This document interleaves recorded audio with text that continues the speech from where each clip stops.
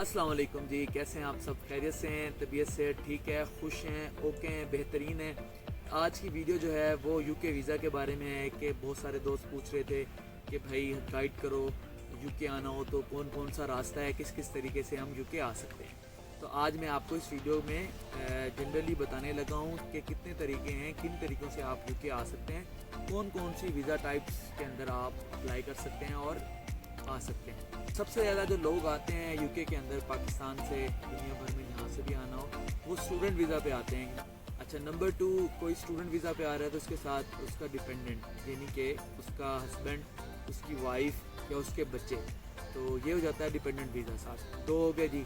Number 3, आपकी जी शादी हो जाती है यूके के किसी नेशनल लड़की के साथ या किसी लड़के के साथ, तो आपको मिलता है फिर स्पाउस वीज़ा। तीसरा हो गया जी स्पाउस वीज़ा। नंबर 4, अगर आपने यूके आना है तो आपके पास जो 4th ऑप्शन है वो ये है कि आपको मिल जाता है जी वर्क वीज़ा।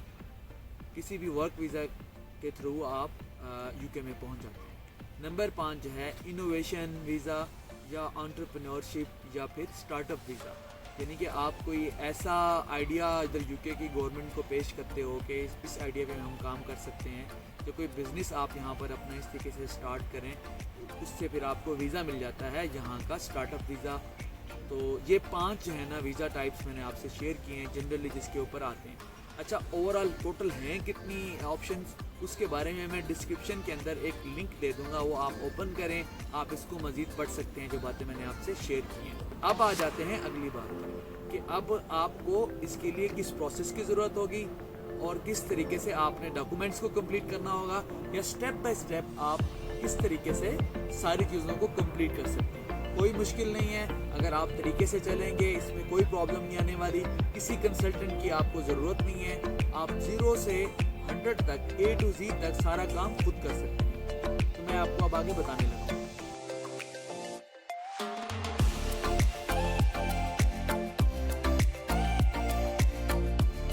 अब जी सबसे ज़्यादा जो हमारी यूथ है, जो यंग जनरेशन है हमारी, वो जब आना चाह रही होती है तो उसके लिए जो टॉप 3 ऑप्शंस होते हैं वो 3 होते हैं। नंबर 1 स्टूडेंट वीज़ा, नंबर 2 अगर आप मैरिड हैं, आप हस्बैंड या वाइफ में से एक बंदा एडमिशन ले लेता है, दूसरा डिपेंडेंट बन के आता है, साथ बच्चे भी आ सकते हैं। एंड नंबर 3 अगर किसी की शादी हो जाती है और उसने स्पाउस वीज़ा पे आना है। तो स्टूडेंट वीज़ा के लिए आपको सबसे पहले क्या चीज़ें चाहिए, प्रोसेस 0 से आप स्टार्ट करने जा रहे हैं। सबसे पहली बात तो यह है कि कब एडमिशन होते हैं।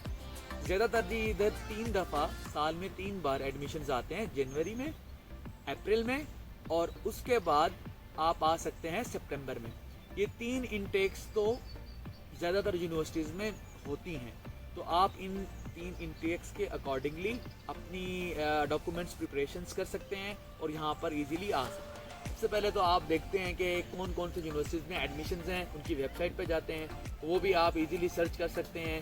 ज़्यादातर जो लोग आते हैं स्टूडेंट्स यूके के अंदर पढ़ने के लिए, वो बर्मिंघम में, मैनचेस्टर में, सबसे ज़्यादा तो लंदन में, और उसके बाद कुछ ब्रैडफोर्ड के अंदर भी जाते हैं। सबसे ज़्यादा लोग जब यूके में आते हैं तो इन एरियाज़ की यूनिवर्सिटीज़ में एडमिशन वगैरह लेते हैं। सबसे ज़्यादा लोगों की कोशिश होती है कि वो लंदन में ही हैं, क्योंकि लंदन में कुछ ज़्यादा ऑप्शंस होती हैं, लेकिन लंदन बहुत एक्सपेंसिव होता है, ये एक अलग टॉपिक है, इसकी तरफ मैं बाद में आता हूँ।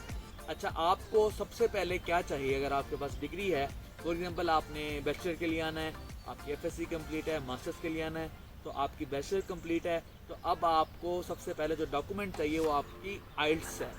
आइल्स आपको करना होगा। बहुत सारी लोग कहते हैं कि जी अगर आइल्स ना करें कोई ऑप्शन है, घबराते हैं हमारे पाकिस्तानी भाई जो हैं कि आइल्स ना करना पड़े, ऐसे ही पहुंच जाएं, कोई शॉर्टकट की तलाश में होते हैं। तो कुछ यूनिवर्सिटीज़ होती हैं लेकिन उनकी रैंकिंग अच्छी नहीं होती। अच्छी रैंकिंग या अच्छी जगह पर आपने अगर पढ़ना है तो आपको आइल्स करना पड़ेगा। अच्छा, आइल्स के अंदर जब बैंड्स कितने चाहिए, उसके लिए 6 बैंड्स कुछ यूनिवर्सिटीज़ में चल जाता है, हर यूनिवर्सिटी का ये डिफरेंट सिस्टम होता है, लेकिन एवरेज अगर मैं बात करूँ तो 6.5 बैंड्स तक आप अपने माइंड में रखें कि आपको 6.5 बैंड्स तक चाहिए होंगे।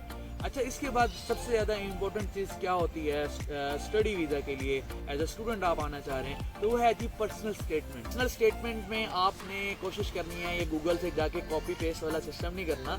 ये पर्सनल स्टेटमेंट बड़ी ही इंपॉर्टेंट होती है आपके एडमिशन के अंदर। ये इसमें आपने बताना होता है कि ये स्पोर्ट्स की तरफ आप क्यों आना चाह रहे हो, उसके फ्यूचर गोल्स क्या हैं, आपकी अपनी पर्सनल क्या थिंकिंग है इस सब्जेक्ट को लेके, कैरियर को लेके। ये सारी चीज़ें आपने इस पर्सनल स्टेटमेंट में लिखनी होती है। तो ये गूगल से आपने कॉपी पेस्ट नहीं करना, ये आपने यानी कि बेस्ट से बेस्ट इसको लिखना है और इस पर अच्छा खासा टाइम लगाना है। ये एक बहुत इंपॉर्टेंट चीज़ है, इसको आपने ऐसे लाइट नहीं लेना। अच्छा जी, ये पर्सनल स्टेटमेंट थी, ये सिर्फ थी आपकी अगर आप बैचलर में आना चाह रहे हैं या मास्टर्स में आना चाह रहे हैं। लेकिन अगर आप पीएचडी के लिए आना चाह रहे हैं तो पर्सनल स्टेटमेंट के साथ साथ जो चीज़ आपके लिए इम्पोर्टेंट है वो है आपका रिसर्च प्रपोजल। आपके इन टाइप्स में से स्टूडेंट वीज़ा पे, उसके लिए आपको क्या चाहिए। अच्छा, साथ ही मैं आपको बताता हूँ कि अगर आपने डिपेंडेंट वीज़ा पे आप आना चाह रहे हैं तो स्टूडेंट वीज़ा के साथ डिपेंडेंट वीज़ा की भी सब डॉक्यूमेंट्स और सब चीज़ें आपको साथ साथ चलाना होंगी। मेन जो है वो स्टूडेंट वीज़ा आपका चल रहा है, साथ आपका डिपेंडेंट वीज़ा की भी सारी चीज़ें चलती रहेंगी और आप इसके साथ ही फाइल कर दें, आपका सारा प्रोसेस स्टूडेंट वीज़ा के साथ ही कंप्लीट हो जाएगा। डिपेंडेंट वीज़ा के लिए एडिशनल क्या चीज़ें चाहिए होंगी वो भी मैं आप आगे चल के आपको बताता हूँ। ये क्योंकि स्टूडेंट वीज़ा से रिलेटेड था कि पर्सनल स्टेटमेंट और आपका आइल्स डिपेंडेंट के लिए नहीं चाहिए, ना पर्सनल स्टेटमेंट चाहिए, ना आइल्स चाहिए, ना ही अगर आप पीएचडी के लिए कोई आ रहा है पार्टनर्स में से कोई, ना ही पीएचडी का कोई प्रपोजल वगैरह, रिसर्च प्रपोजल, कुछ भी नहीं चाहिए। उसके लिए क्या चाहिए वो मैं आगे चल के आपको बताता हूँ। अब पहले आ जाते हैं इसके बाद अगले डॉक्यूमेंटेशन की तरफ आ जाते हैं कि आपने स्टडी के अलावा आप डॉक्यूमेंट्स, आइल्स, पर्सनल स्टेटमेंट तो होगी है, प्रोसेस के अंदर अब क्या चीज़ें आपने अडॉप्ट करनी है।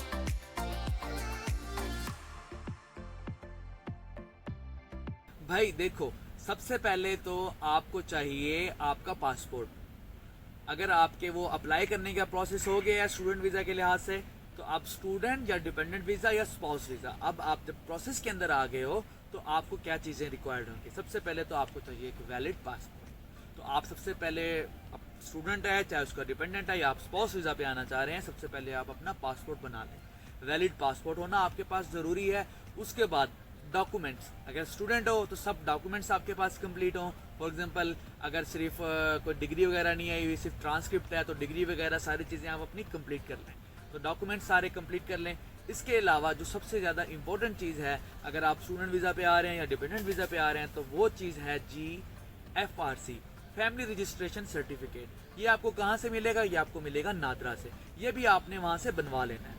इसके बाद जो चीज़ इम्पोर्टेंट है वो ये है कि आपने पुलिस से कैरेक्टर सर्टिफिकेट बनवा लेना है। ये जो 15 के ऑफिस वगैरह होते हैं, खिदमत सेंटर होते हैं, अगर आप पंजाब से हैं तो वहाँ आप जाएं खिदमत सेंटर में, आप अपना कैरेक्टर सर्टिफिकेट आसानी से ले सकते हैं।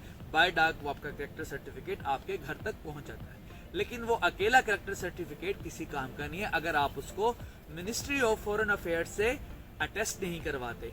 उसका भी मैं आपको एक आसान सा तरीका बता देता हूँ। उसके लिए आपको इस्लामाबाद फॉरेन ऑफिस में जाने की कोई ज़रूरत नहीं है। आप ऐसा करें, आप लैपड या टीसीएस वालों के पास जाएं, उनको आप अपना कैरेक्टर सर्टिफिकेट दें कि हमने इसको मिनिस्ट्री ऑफ फॉरेन अफेयर्स से अटेस्ट करवाना है। वो आपसे 700 या 800 रुपये लेंगे और उसके बाद आपके घर में ही आपका कैरेक्टर सर्टिफिकेट अटेस्ट होने के बाद मिनिस्ट्री ऑफ फॉरेन अफेयर्स से आप तक पहुँच जाएगा। ये हो गया जी आपका कैरेक्टर सर्टिफिकेट। लेकिन ये आपको आपके वीज़ा प्रोसेस के अंदर नहीं चाहिए होता, वो आपके काम आता है जब आप यहाँ पहुँच जाते हो एज अ स्टूडेंट या डिपेंडेंट। तो अगर आपने यूके पहुँचने के बाद सिक्योरिटी जॉब करनी है तो वो आपको लाजमी तौर पर चाहिए होता है और ये 6 मंथ तक वैलिड होता है। तो आपने जब ये प्रोसेस स्टार्ट करना है तो 6 मंथ्स के अंदर अंदर इसको बनवाना है। ऐसा ना हो कि वो एक्सपायर हो जाए और फिर वो आपके किसी काम का ना रहे। तो ये हो गया जी स्टूडेंट के लिए, ये सारी चीज़ें ज़रूरी थी जो मैंने आपसे शेयर कर दी। डिपेंडेंट के लिए, अगर आपकी शादी हुई है, आपके बच्चे हैं, आप भी स्टूडेंट के साथ आना चाह रहे हैं, डिपेंडेंट वीज़ा पे आना चाह रहे हैं, तो साथ आपको एडिशनली क्या चीज़ें चाहिए होंगी वो भी मैं आपसे शेयर कर देता हूँ। उसके लिए मैं आपको बताता हूँ, सबसे पहले अगर आपका निकाह हुआ है उसकी इंग्लिश के अंदर ट्रांसलेशन और उसकी अटेस्टेशन। आप कचहरी चले जाएँ, वो जो वसीका नवेस वगैरह होते हैं इनसे आप बनवा लें तो आप इजीली बनवा सकते हैं। ट्रांसलेशन हो जाती है उसकी इंग्लिश में और वो अटेस्ट हो जाता है। ये हो गया जी सबसे पहला डॉक्यूमेंट अगर आप डिपेंडेंट के तौर पे आ रहे हैं। FRC अगर आप अकेले स्टूडेंट हो तो उसके अंदर तो आपके पेरेंट्स और आपके बहन भाई कितने आपकी FRC में वो शो हो रहा होता है। लेकिन जब आप डिपेंडेंट वीज़ा पे जा रहे हैं, आपकी वाइफ आपके साथ हैं, जब वाइफ का एडमिशन हुआ है और आप हस्बैंड हैं आपके साथ और आपके बच्चे भी हैं, तो वो FRC अब आपको जो नेक्स्ट फैमिली जिनकी शादी हुई है उसका FRC अलग से चाहिए। इसके अलावा जो चीज़ इंपॉर्टेंट होती है वो होती है MRC, मैरिज रजिस्ट्रेशन सर्टिफिकेट, ये आपको मिलता है यूनियन काउंसिल से। ये आप बनवाते हैं, रजिस्टर्ड करवाते हैं, तो आपके पास MRC बहुत इंपॉर्टेंट डॉक्यूमेंट है अगर आप डिपेंडेंट वीज़ा पे आना चाह रहे हैं। इसके अलावा जो चीज़ आपको चाहिए होती है, आपकी शादी, निकाह, मंगनी, जितनी भी ये सारी चीज़ें शादी के दरमियान हुई हैं, इन सब की पिक्चर्स भी आपको रिक्वायर्ड होती हैं। वीज़ा अप्लाई करते हुए आप साथ अटैच करते हैं एज अ प्रूफ। अच्छा, ये सारा प्रोसेस जब आपने स्टार्ट करना है, इसको स्टार्ट करने से पहले आपने अपनी बैंक स्टेटमेंट को भी मेंटेन करना स्टार्ट कर देना है। बैंक स्टेटमेंट भी जो आपकी डिपेंड करती है, वो आपकी वीज़ा टाइप पे डिपेंड कर रही होती है। आप एज अ स्टूडेंट जा रहे हैं, मास्टर्स के लिए आ रहे हैं, 1 साल का मास्टर्स है, 2 साल का है, बैचलर के लिए आ रहे हैं या PhD के लिए आ रहे हैं, उसके अकॉर्डिंग आपने अपनी बैंक स्टेटमेंट मेंटेन करनी होती है। तो इस प्रोसेस के साथ साथ, यानी कि आपने स्टार्ट में ही 28 डेज के लिए आपको आपकी बैंक स्टेटमेंट चाहिए होती है at the time of visa applying. तो अब आपने वीज़ा अप्लाई करना है, उस वक्त 28 डेज, 30 डेज, 31 डेज हो गए हों आपकी बैंक स्टेटमेंट को मेंटेन करते हुए। स्टूडेंट और डिपेंडेंट वीज़ा के बारे में बता रहा हूँ आपको। अब आपने क्या करना है, बैंक स्टेटमेंट भी साथ साथ मेंटेन करनी है। वो डिपेंड कर रही होती है आप कितने साल के लिए आ रहे हैं, लंदन में आ रहे हैं या आउट ऑफ लंदन। लंदन के लिए और है, अगर आप लंदन से बाहर कहीं रह रहे हैं, कहीं किसी और यूनिवर्सिटी में या एज अ डिपेंडेंट कहीं और जा रहे हैं, तो उसके लिए थोड़ा डिफरेंट है। आपने जब डिपेंडेंट वीज़ा के अप्लाई करते हुए, अगर वाइफ या हस्बैंड, एक बंदा स्टूडेंट है, वो अपनी वाइफ या हस्बैंड के बारे में एक कवर लेटर लिख देंगे कि जनाब ये मेरे हस्बैंड हैं, ये मेरे वाइफ हैं और एज अ डिपेंडेंट मेरे साथ आ रहे हैं और ये अप्लाई कर रहे हैं, तो वो भी आपने अटैच कर देना है अप्लाई करते हुए। मैंने डॉक्यूमेंट तो सारे बता दिए, वीज़ा टाइप्स भी बता दी, स्टूडेंट वीज़ा के लिहाज से भी बता दिया, डिपेंडेंट के लिहाज से भी बता दिया, और एज अ स्पाउस वीज़ा वो भी बता दिया। अब जनाब आला चलते हैं वीज़ा अप्लाई करने के प्रोसेस की तरफ। डॉक्यूमेंट तो सारे कंप्लीट करवा दिए, अब वीज़ा अप्लाई करते हुए सबसे पहले आपने क्या करना है।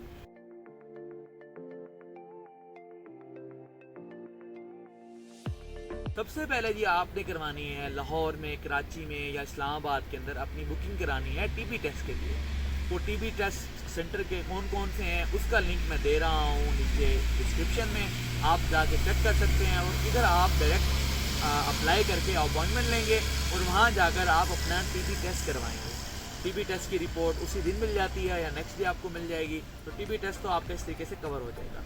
इसके बाद अब प्रोसेस आ जाता है अप्लाई करने का वेबसाइट के ऊपर। आप उसको ओपन करें, अपनी एप्लीकेशन खुद फिल करें। सबसे पहले अप्लाई करते हुए वो आपसे पूछेंगे IHS का। IHS क्या होता है?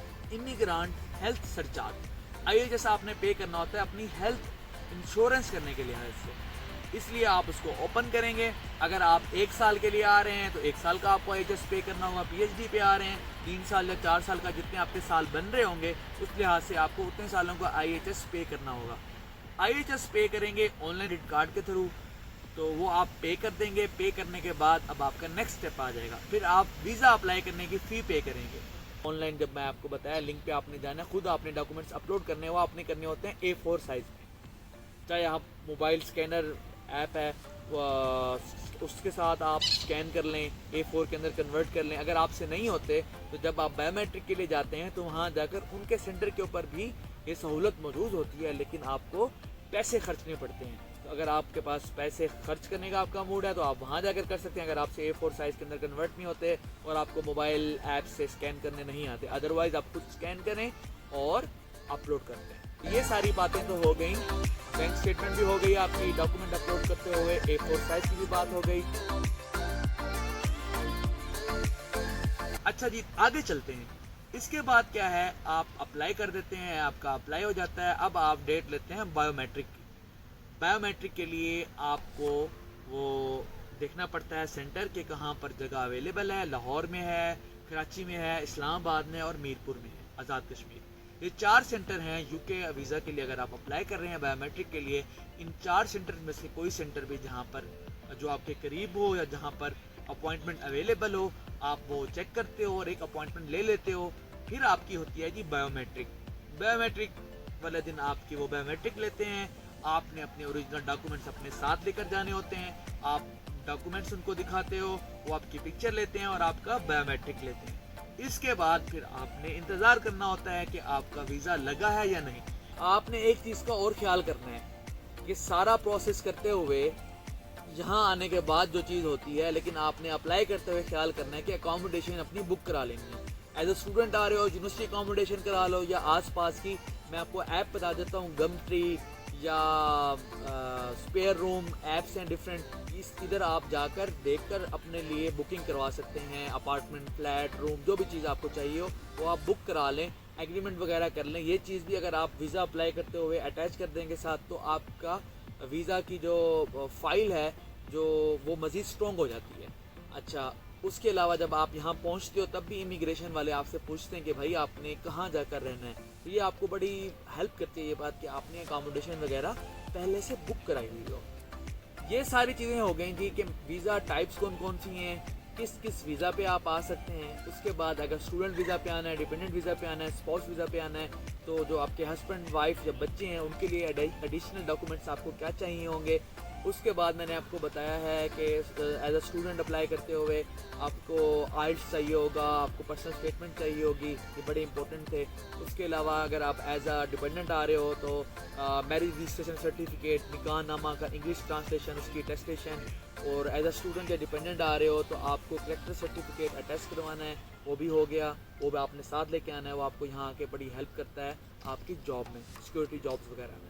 अच्छा, उसके बाद मैंने आपको बता दिया वीज़ा प्रोसेस, टीबी टेस्ट कराएं पहले, उसके बाद ऑनलाइन अप्लाई करें, IHS पे करें, वीज़ा फ़ी पे करें।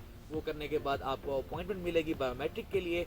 डॉक्यूमेंट्स खुद स्कैन कर लें तो अच्छी बात है, वरना जब बायोमेट्रिक पे आप आएंगे आप पैसे पे करके अपने डॉक्यूमेंट्स करवा सकते हैं। अच्छा, ये जो आप अपॉइंटमेंट लेते हैं इसके अंदर कुछ प्रीमियम आवर्स होते हैं, उसके वो एडिशनल पैसे लेते हैं।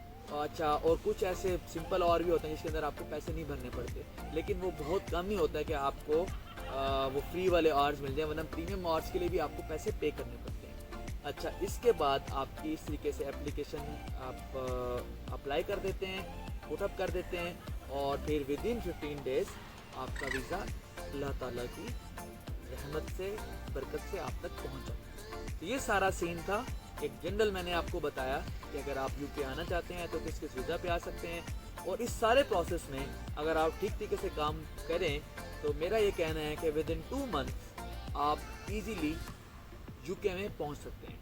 कुछ लोग तो बेचारे 2-2 साल, क्योंकि वो कंसल्टेंट के चक्करों में या किसी और तरीके से सुनी सुनाई बातें, मैं जो आपको चीज़ें बता रहा हूँ साथ आपको डिस्क्रिप्शन में लिंक्स दे रहा हूँ, आप उनको ओपन करें, उसको देखें। सिर्फ 3-4 लिंक्स मैंने आपको बताएं, ओपन करके मज़ीद आप इसको क्लियर करके इजीली अप्लाई करें। और आपके कोई क्वेश्चंस हो आप कमेंट्स बॉक्स में लाजमी करें, मैं इंशाल्लाह उनका जवाब भी लाजमी दूंगा। थैंक यू सो मच, मिलते हैं अगली वीडियो में। अल्लाह हाफ़िज़।